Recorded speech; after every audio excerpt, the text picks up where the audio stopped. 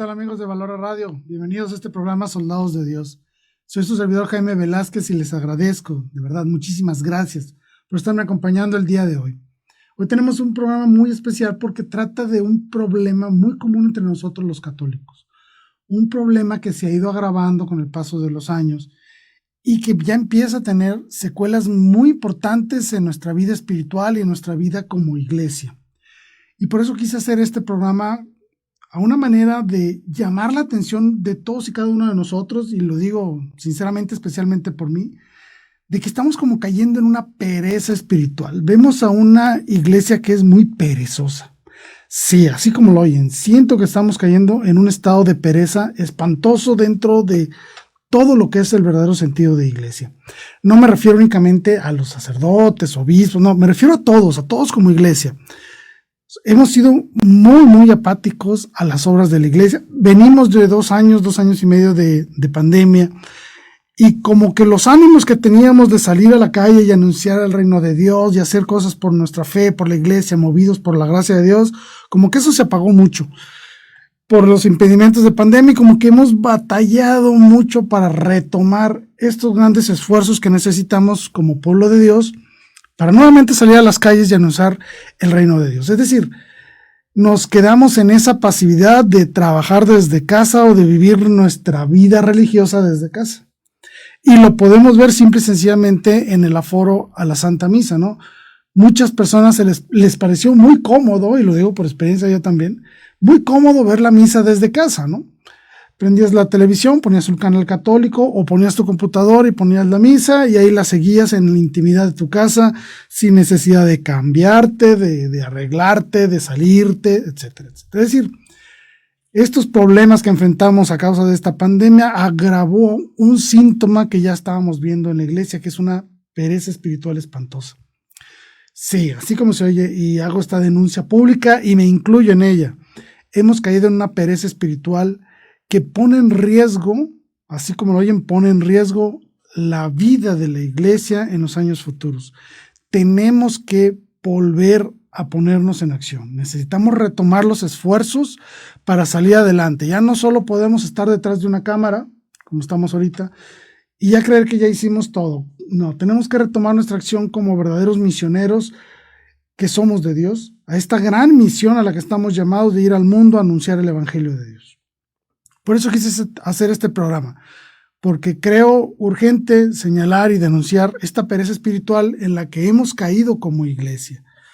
Y espero que te traiga el tema, a lo mejor posiblemente en el título no tanto, pero créeme que es muy importante y te puedo asegurar que te vas a ver reflejado en alguna de las condiciones que implica la pereza espiritual, y sobre todo ver cómo podemos vencerla, salir adelante, dejar esta pasividad en la que fuimos obligados a quedarnos de alguna manera por causa de pandemia, para nuevamente retomar con mayor fuerza esta gran misión que es el anuncio de Dios. Pues bien, entrando en el tema, vamos a primero definir qué es la pereza, ¿no? La pereza se reconoce como la negligencia, el tedio o el descuido en las cosas en las que estamos obligados a hacer, y este tedio, este descuido procede de una repugnancia, es decir, nos repugna el esfuerzo que tenemos que hacer para cumplir con nuestro deber. Es decir, es un rechazo al esfuerzo. No queremos esforzar, no queremos trabajar, no queremos cansarnos. Es decir, perdemos la capacidad de obtener cosas importantes por el tedio de esforzarnos para obtenerlas. Y eso va muy de la mano del mundo actual, porque el mundo actual nos enseña a que nosotros debemos de tenerlo todo, debemos de tenerlo ya y sin gran esfuerzo. Es decir, es un mundo que se acomoda a la pereza, a la comodidad, a la pasividad de acción, pero que aún así podemos obtener lo que queremos. En el aspecto espiritual, en el aspecto de la gracia de Dios, en los aspectos de la salvación y todo lo que implica nuestra fe, las cosas no funcionan así. Aquí es todo lo contrario. Hay una frase con la que quiero empezar, que es de San Pablo, viene en la segunda carta a los Tesalonicenses, capítulo 3, del versículo 10 al 13. La voy a leer para que me comprendan cómo es el sentimiento cristiano con respecto a la pereza. Dice así: en aquella ocasión, le dice San Pablo a los tesalonicenses, les impusimos esta regla: el que no quiera trabajar, que no coma. Ahora, sin embargo, nos enteramos de que algunos de ustedes viven ociosamente, no haciendo nada y entrometiéndose en todo. A esto les mandamos y los exhortamos en el Señor Jesucristo que trabajen en paz para ganarse su pan. En cuanto a ustedes, hermanos, no se cansen de hacer el bien. San Pablo envía una fuerte condena al pueblo de Tesalónica, porque él lo primero que impuso cuando establecieron las primeras comunidades ahí es: trabaja para que obtenga los beneficios de tu trabajo. Es decir, el que no trabaja, que no coma, ¿sí? Pero después San Pablo se entera que aún esos discípulos ya estaban cayendo en la ociosidad, no trabajaban, se entrometían en todos los asuntos de la iglesia y querían seguir disfrutando de los beneficios de la iglesia. Obviamente les dice, pues no, a esos que están de flojos, de ociosos, les mandamos y los exhortamos en el Señor para que trabajen en paz para ganarse su pan. A los que no habían dejado de trabajar, a los que seguían en actividad, los invita a que sigan trabajando así, es decir, no se cansen de hacer el bien. Ese es el sentido cristiano en contra de la ociosidad, en contra de la pereza. El que no trabaja, que no coma. El que no trabaja, que no obtenga sus frutos. Y lo podemos ver, si tú no trabajas, no recibes un sueldo. Si tú no te esfuerzas en conquistar a esa muchacha que te gusta, jamás la vas a conquistar. Si tú no trabajas y ahorras para obtener ese automóvil o esa casa que quieres, no la vas a obtener. Es decir, si tú quieres algo, no basta soñarlo, desearlo, llamarlo, declararlo o pronunciarlo, como le quieran decir, para que eso venga a ti. Esas son patrañas, son verdaderas estupideces esotéricas, de superstición, que lo único que te dicen es, tú imagínalo y lo lograrás. No, espérame, no, así no funcionan las cosas. Si tú quieres algo, tienes que trabajar por eso. Así de sencillo. Trabajarás mucho, trabajarás poco, dependiendo en cómo te toque trabajar. Pero tienes que trabajar para obtener los beneficios. No puedes obtener nada si no te esfuerzas por ellos. Por eso es que la pereza se convierte en un pecado capital, porque ataca directamente a lo que implica la acción en colaboración con la gracia divina para poder lograr algo bueno. Recordemos en este tema que toda acción a la que yo me haga referencia aquí necesitamos de la gracia de Dios. Eso que quede claro, ¿no? Para no caer en esta herejía pelagiana de decir que el hombre por sí solo puede. No. Bajo ninguna circunstancia estaremos hablando en ese sentido. Siempre necesitaremos la gracia divina para que cualquier acto humano esté orientado hacia el bien. Siempre. Bueno.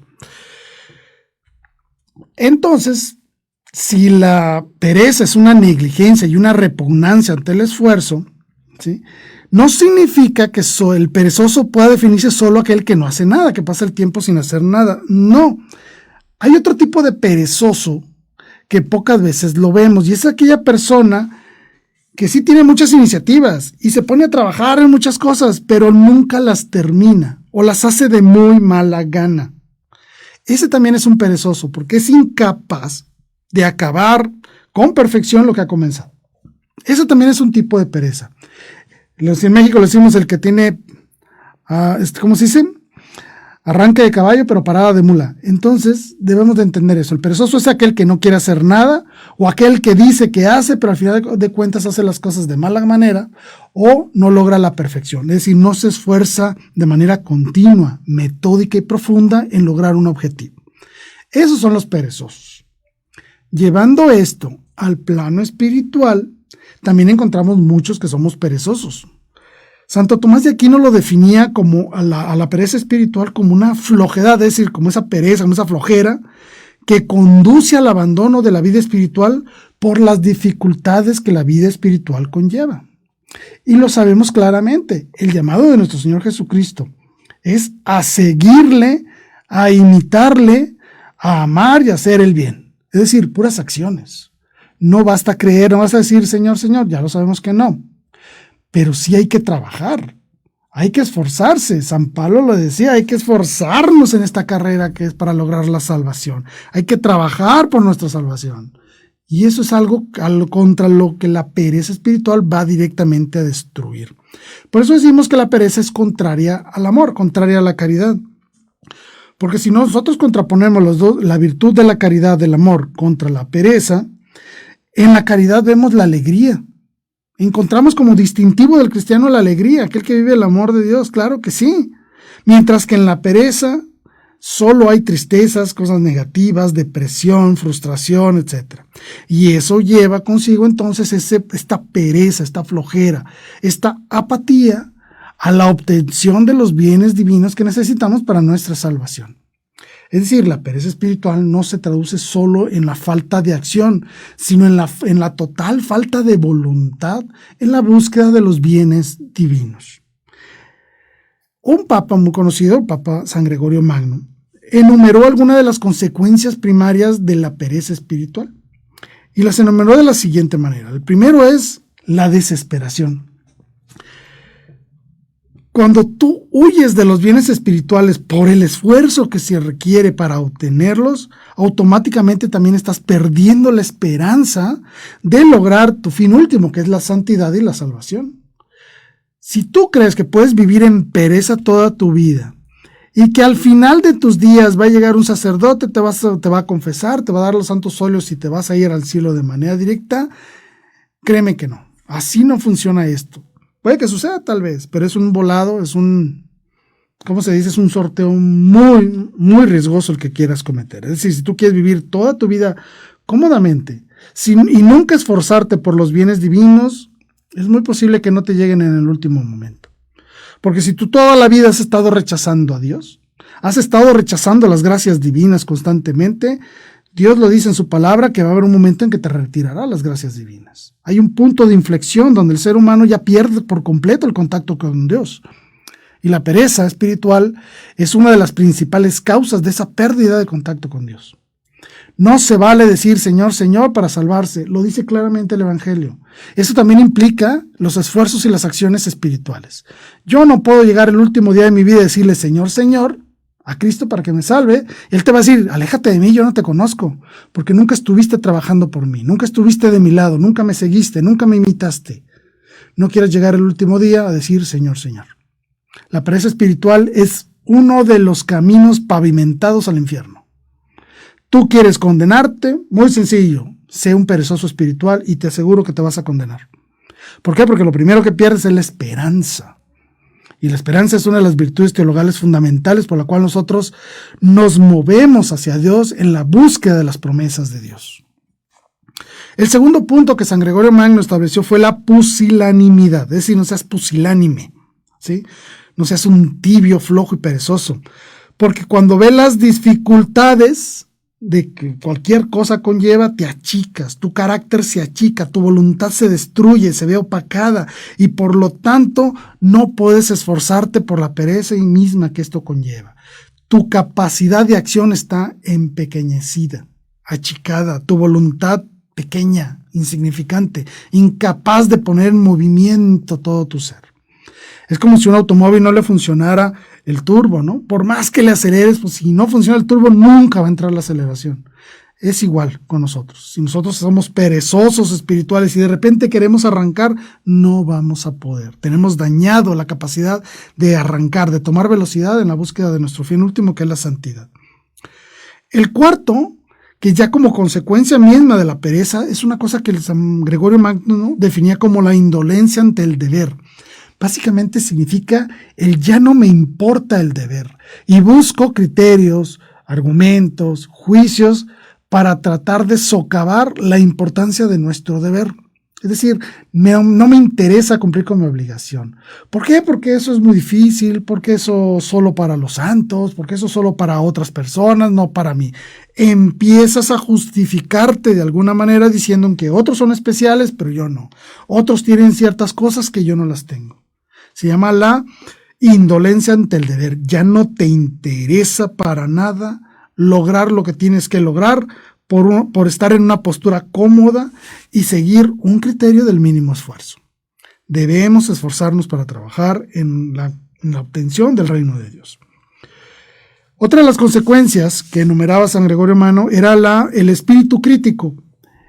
Suena bonito, espíritu crítico, pero la verdad es que significa que empezamos a cuestionar y a juzgar los bienes espirituales con malicia y con enfado. Ay, ¿yo para qué me voy a confesar? Qué flojera decir los pecados a alguien que es más pecador que yo. Empiezas a poner argumentos para no cumplir con tus acciones. Empiezas a criticar la vida de virtud. Empiezas a criticar la vida de piedad. Empiezas a criticar los ritos de la iglesia. Empiezas a criticar al clero mismo. Empiezas a criticar a la persona que es buena y que es devota y que trabaja por el reino de Dios. Empiezas a criticar todo. Es decir, tratas de manchar y de hacer ver como malo o desagradable lo que en realidad es bueno y deseable. Es decir, tratas de manchar todo eso que es bueno para que tú puedas justificarte a ti mismo el que no quieras conseguirlo. Eso es lo que él llamaba un espíritu crítico. Empieza a criticar todo para no desearlo. Así de sencillo. Empieza a ponerle peros a cualquier cosa para no desearlo y no esforzarte en obtenerlo. Y por último, San Gregorio Magno hablaba de que los perezosos son muy imaginativos, son muy fantasiosos. Como los perezosos son incapaces de obtener algo por su esfuerzo, se conforman solo con imaginarlo. Es como decirlo así, querés sacar la lotería y no comprar el boleto. Empiezan a crear mundos de fantasía en los cuales ellos son los grandes héroes, los que hacen estas grandes hazañas, pero jamás en su vida se esfuerzan por lograrlas. Es decir, todo lo dejan en un sueño y una fantasía. En mi pueblo les dicen sueños guajiros. Es decir, sueñas y sueñas, fantaseas y fantaseas con obtener algo, con lograr algo, pero jamás lo haces. Jamás te pones en camino de lograr eso que tanto sueñas. Quiero ser rico, pero no quieres trabajar. Quiero tal carro, pero nunca ahorras. Quiero conseguir tal novia, pero nunca la buscas. Es decir, empiezas a crear un mundo de fantasía tan tonto, en el cual tú eres el gran héroe, pero en la vida real jamás pones en acción nada de eso. Con respecto a lo espiritual, pues obviamente eso significa poner en imaginación que tú haces cosas buenas, que vas a misa, que te confiesas, que eres el más bueno, el más devoto, el más santo, etcétera, etcétera, pero jamás haces nada de lo que es mismo que estás soñando. Es una verdadera pereza espiritual en la que tú caes en un momento en que no te pones a trabajar por obtener el reino de Dios. Bueno, lo que les decía al principio, la pereza espiritual, esta flojera que nos da a cumplir con los deberes de cristiano, es un camino directo a la condenación, es una carretera pavimentada al infierno y sin límite de velocidad. Y lo más grave de la pereza es en esto, y voy a tratar de explicar de una manera muy sencilla. El ser humano, al momento en que cae en el pecado original, el momento en que todos nacemos con esta mancha, con este estado de apartamiento de la gracia divina, nacemos con todos estos problemas, con una naturaleza caída, le decimos, ¿ok? Bueno, para que el ser humano recupere su capacidad de amar, su capacidad hacia el bien, su capacidad de ser santo, requiere de un ingrediente esencial, se llama la gracia divina. Es decir, la participación de Dios en nosotros, dejar que Dios actúe en nosotros o a través de nosotros. Eso es lo que le llamamos la gracia divina, la acción de Dios a través de nosotros. Si yo quiero hacer algo bueno, no lo puedo hacer a menos que la gracia de Dios me asista, me mueva, me empuje hacia el bien. Tengo una naturaleza caída, por lo tanto jamás puedo hacer el bien por mí mismo. Necesito de la ayuda de Dios. Hay otra frase del Evangelio que dice que Dios es amor. Todo acto bueno es un acto de amor. Por lo tanto, para que yo realice un acto bueno, necesito de Dios, que es el amor mismo. ¿Se entiende? Todo acto bueno del ser humano necesita y requiere el movimiento de la gracia. Que Dios actúe con nosotros, en nosotros y a través de nosotros. Eso es la gracia. Que Dios se junte con nosotros para lograr algo bueno. Ok. El principal problema con la pereza es esta repugnancia a la gracia divina. Lo voy a explicar en estos términos. Si yo fuera un automóvil, para poder avanzar yo necesito gasolina. Sin gasolina no enciendo y no avanzo. ¿Ok? Bueno. Si yo quiero hacer un acto bueno, siendo un automóvil, es decir, moverme de un lado a otro, necesito gasolina. Sin gasolina no me voy a poder mover. Vamos a suponer que la gasolina es la gracia divina. El perezoso rechaza por completo la gracia divina, es decir, no le quiere echar gasolina a su automóvil. Por lo tanto, jamás se mueve. Y el momento en que tú rechazas la gasolina, rechazas la gracia divina, no te mueves, no te perfeccionas, no avanzas. Por eso es que decimos que la pereza es el camino directo a la condenación, porque es un rechazo frontal a la acción de Dios en nosotros. Vaya, si yo quiero hacer algo bueno, pero me da flojera, rechazo los elementos que necesito para hacer ese algo bueno. Es un rechazo frontal y directo a la gracia de Dios. Por eso es que decimos que la pereza conlleva al descartar y rechazar la gracia divina, rechazo a Dios de manera directa. Por lo tanto, se deteriora nuestra relación con Dios y se deteriora nuestra relación con la iglesia. Y todo esto conlleva que nos impide alcanzar los bienes divinos y la salvación. Es un movimiento directo hacia la condenación a través de la pasividad de la voluntad. Por lo tanto, siempre necesitamos de dos grandes cosas para vencer la pereza espiritual. La fortaleza, obviamente necesitamos una voluntad fuerte, y la segunda es la piedad, el amor, es decir, ¿cómo se puede decir? Esta empatía que sentimos hacia la tragedia ajena. Cuando me preguntan por qué pongo siempre la piedad como parte fundamental para vencer la pereza, es porque la piedad te mueve el corazón. La piedad destruye toda esa coraza que pones alrededor de tu corazón, y al destruir esa coraza, tu corazón empieza a latir. ¿Qué quiero decir con esto? Empiezas a sentir empatía por los demás. Ya no te puedes quedar con los brazos cruzados ante la tragedia de otros, ante la necesidad de otros de amor, cuando tú sabes que tú lo puedes dar. La piedad es el ingrediente fundamental, digo yo, para romper los corazones de piedra y convertirlos en corazones de carne, que permitan ahora sí latir con verdadera capacidad de amor. Y es ahí donde viene ya la fortaleza, para que ese corazón se vaya haciendo fuerte y podamos avanzar hacia el logro de los grandes objetivos que Dios nos ha impuesto. Por eso yo siempre digo, si tú eres un perezoso espiritual, empieza con estos dos grandes movimientos, con fortaleza, entrenando la voluntad, y con la piedad, que es la que te va a orientar hacia dónde actuar. La piedad te dice cómo y la fortaleza te da el empuje necesario para hacerlo. Por eso es que yo siempre hablo de estas dos grandes virtudes. Recuérdalas siempre, fortaleza y piedad. Y las dos las recibimos, obviamente, en nuestra confirmación, porque los dos son dones del Espíritu Santo. Por eso decimos, si tú quieres hacer al bien, necesitas al Espíritu Santo. No hay otro. Bien. Partiendo de esto de la fortaleza y la piedad, teniendo en mente estas dos condiciones, quiero platicarles a ustedes de unos pasos necesarios o que yo recomiendo para vencer la pereza. Son 7 y lo vamos a ir enumerando poco a poco, pero antes vamos a revisar si hay algún mensaje. Recuerden que estamos en redes sociales directamente transmitiendo en la señal de Valora Radio. Estamos listos para recibir todos y cada uno de sus comentarios. Nos escribe Joel Domínguez, un saludo Joel, qué bueno que te reportas, y dice, y tiene razón en lo que dice, que nos han hecho creer que solo declarando algo ya lo vamos a obtener, que nos convierte en verdaderos flojos y perezosos. Tienes razón Joel, así es, nos han hecho creer que yo declaro esto, yo declaro la riqueza para ti, yo declaro, son patrañas. A Dios no se le declara nada, no se le obliga a Dios a cumplir, a moverse, a mover su voluntad. A Dios no lo podemos obligar, y mucho menos con este acto de soberbia que es como dicen, la declaración, ¿no? Si alguna secta, que hay muchas, te invitan a que tú declares esto para que se cumpla, huye de ahí, porque tú no le vas a poner condiciones a Dios. Bueno, los 7 pasos para vencer la pereza espiritual. Muy bien, vamos a empezar primero. El primero, analízate. Hay que empezar por nosotros mismos, siempre. Analízate, vamos a ver por qué eres un perezoso, qué esfuerzos, qué acciones, qué cosas son las que más te impiden ponerte en acción. Vaya, haz un análisis de ti mismo.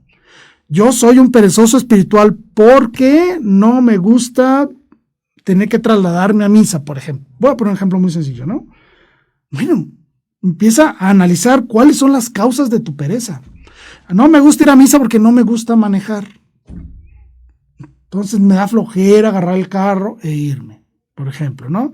No me gusta ir a misa porque no tengo automóvil. No me gusta confesarme porque me da vergüenza, no me gusta rezar porque me duermo y me enfado muy rápido. Tú puedes establecer cuáles son las causas fundamentales por las cuales tú eres perezoso en alguna situación específica.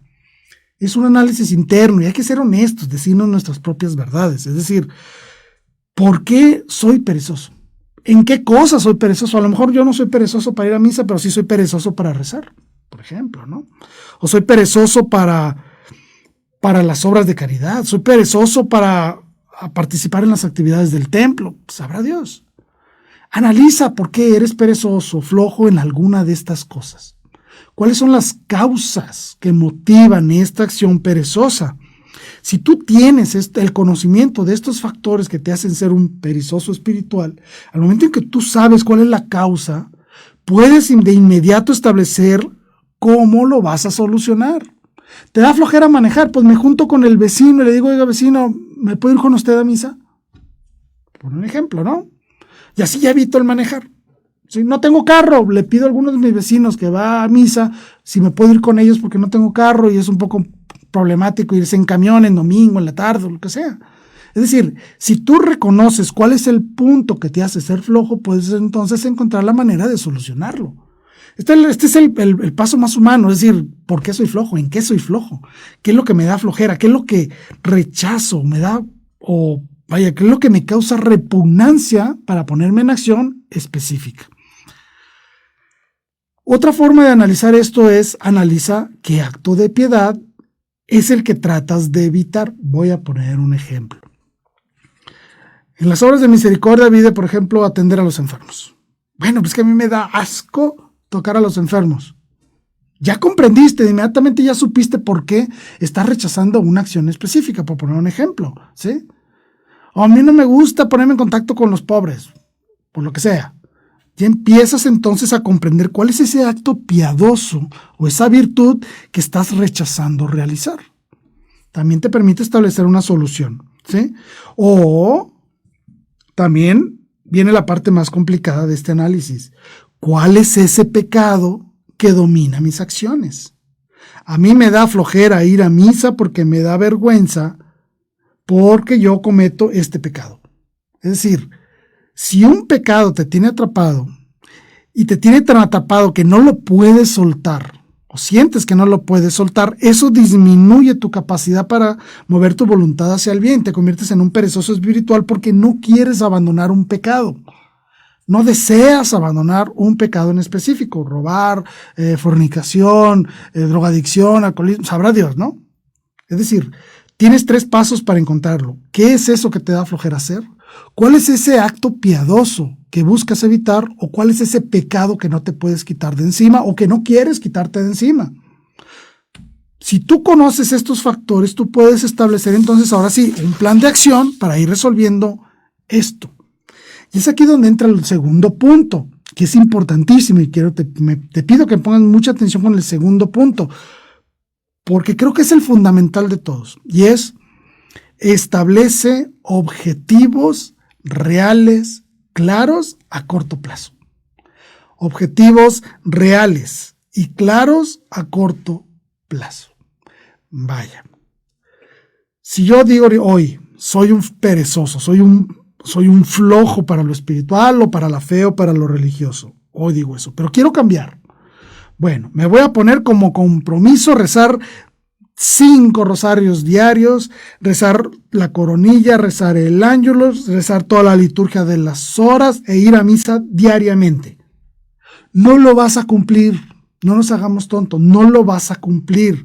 No puedes, humanamente hablando, no puedes salir del cero, o sea, de la cero actividad, a tener una gran actividad.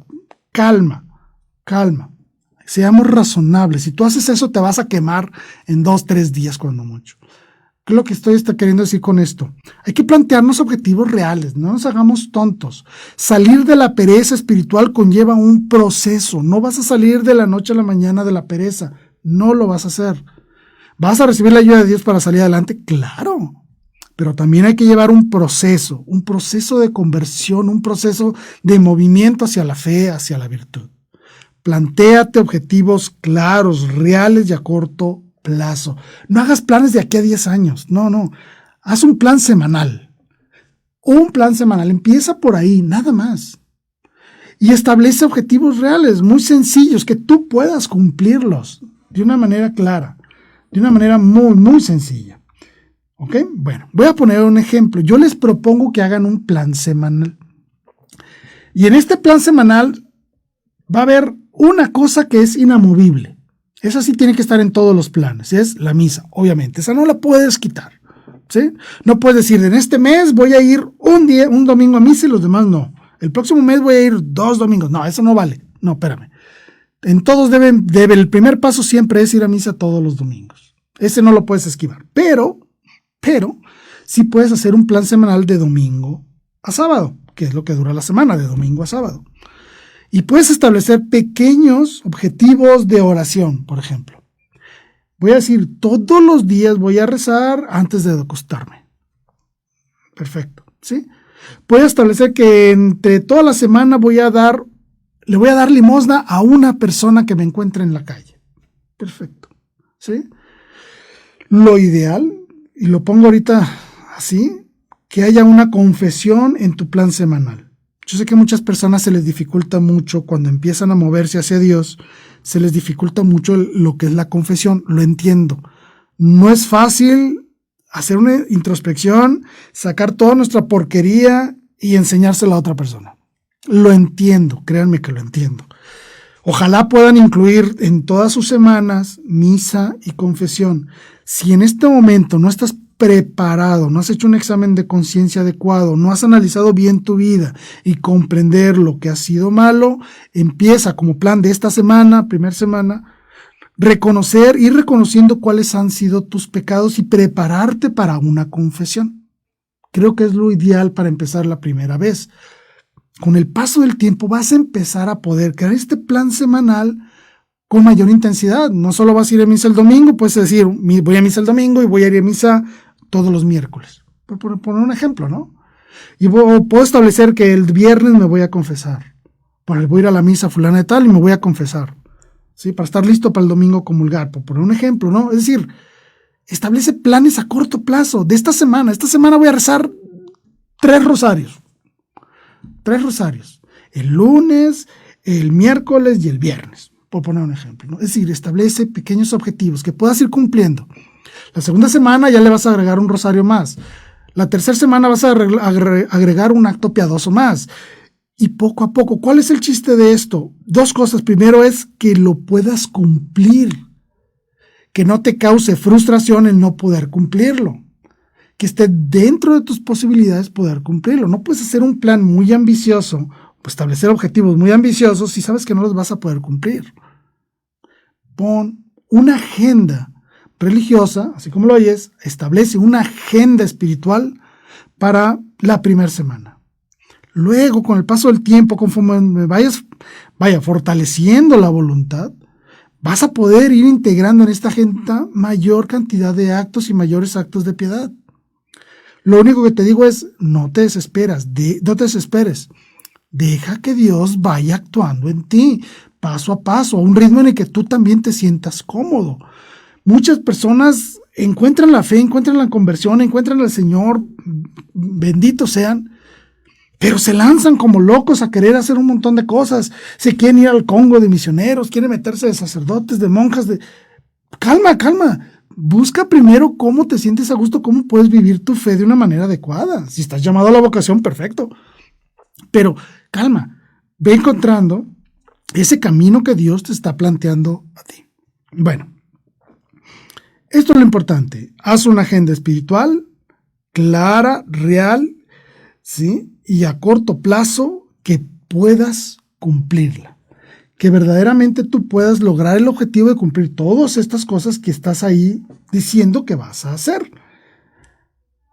De esta manera tú podrás establecer entonces esta mini agenda espiritual y vas a ir obteniendo pequeños frutos poco a poco. Sé lo que le llamamos crecimiento espiritual. Vas a ir creciendo en lo espiritual, vas a ir convirtiéndote. Así es que, segundo consejo, plantéate objetivos claros, sencillos, medibles, que los puedas cumplir y a corto plazo. Haz tu agenda espiritual. Aprovecho para mandar un saludo a Marta Monroy. Gracias, Marta, por estarnos acompañando el día de hoy. Bueno, tercer punto. Busca cosas que te gusten a ti. Sí, cosas que te gusten y que puedas ofrecerlas en el servicio de Dios.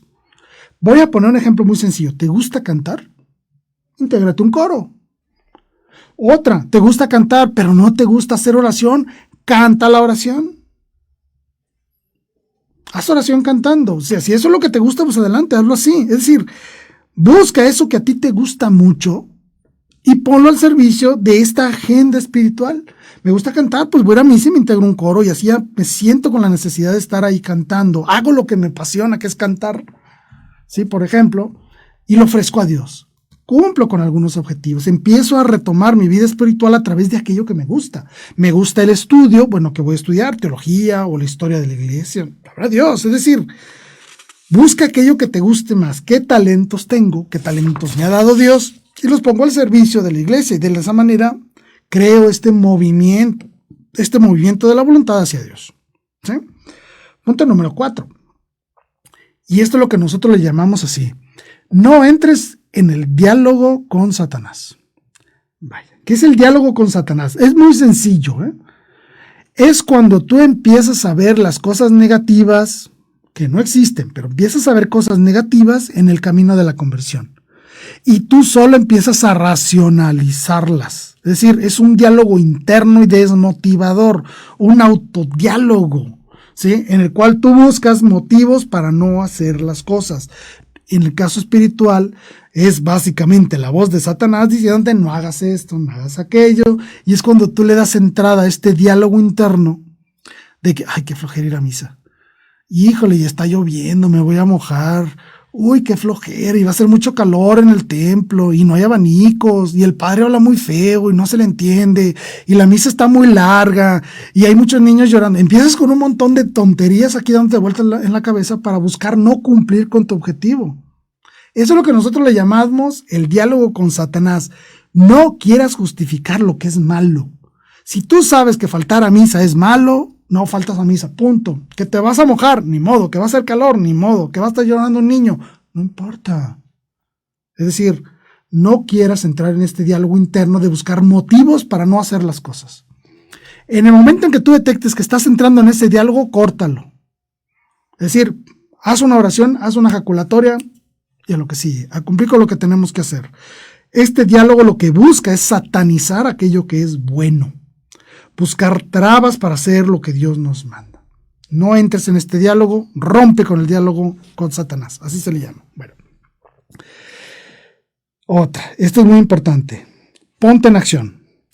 Si tú haces esta agenda espiritual, cúmplela, hazlo.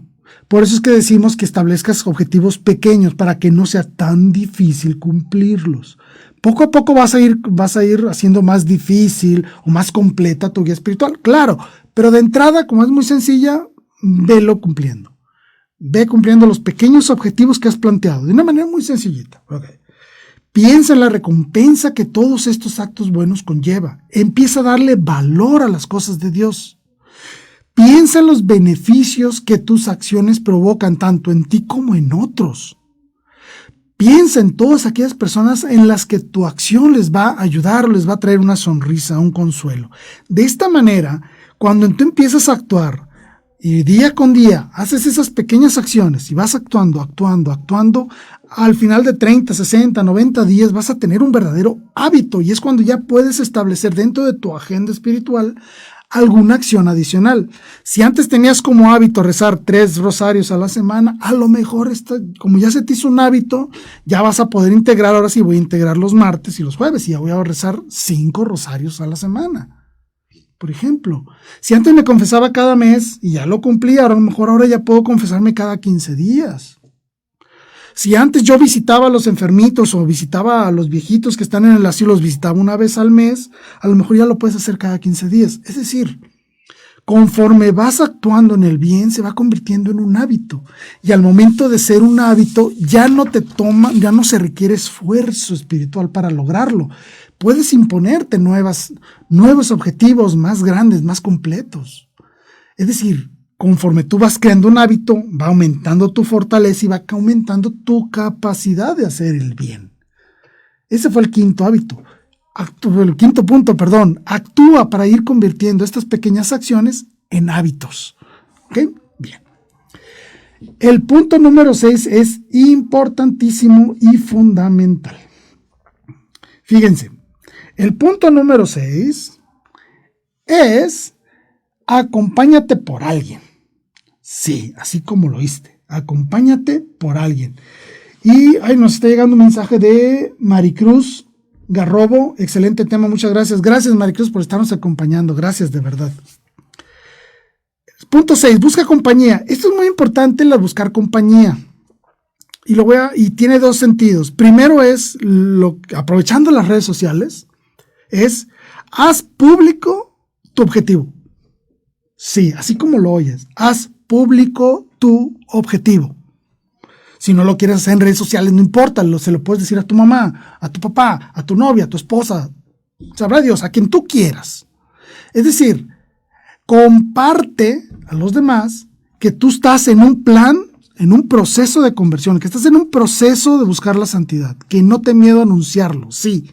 ¿Por qué? Porque eso genera un doble compromiso, porque ya no solo lo voy a cumplir para mí o para Dios, sino que también para otras personas que tienen una alta expectativa en mí. Hago acompañarme de otras personas, ya sea en lo físico o en lo emotivo.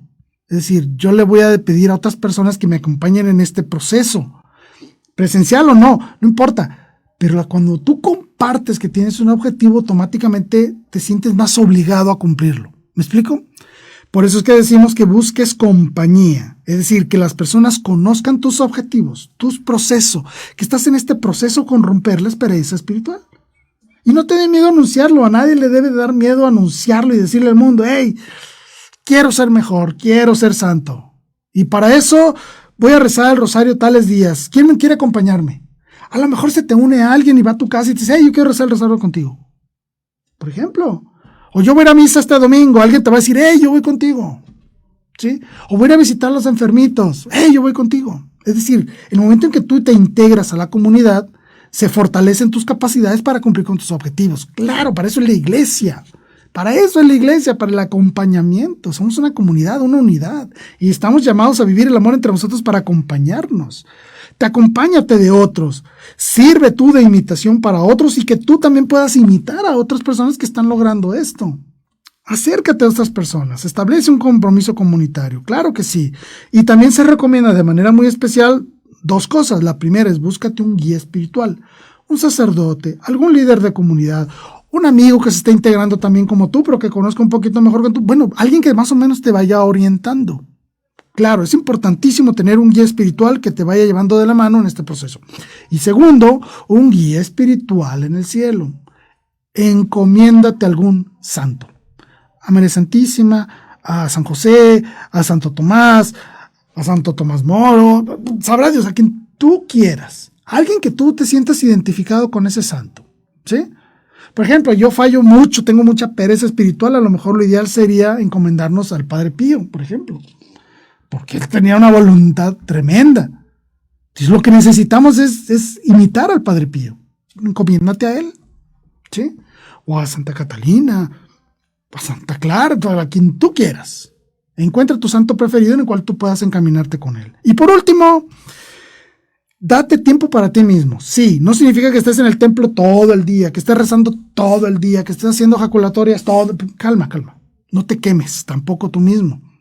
Busca espacios y actividades en las que tú puedas trabajar de manera personal en cosas tuyas. Tu trabajo, para estar con tu familia, para ir al cine. Es decir, date la libertad de vivir las cosas que te gustan, aunque no al parecer no tuvieran nada que ver con Dios. Pero si tú consagras todas tus acciones, toda tu vida a Dios, todo se convierte en una oración. Por lo tanto, es lo que te digo, oración no solo es estar ahí rezando, ¿sí? Recitando frases, recitando oraciones ya establecidas. Toda tu vida la vas a convertir en una oración en el momento en que tú te encomiendas a Dios a través de todas sus acciones y te permite la gran libertad de que todo cuanto hagas lo harás de la mano de Dios.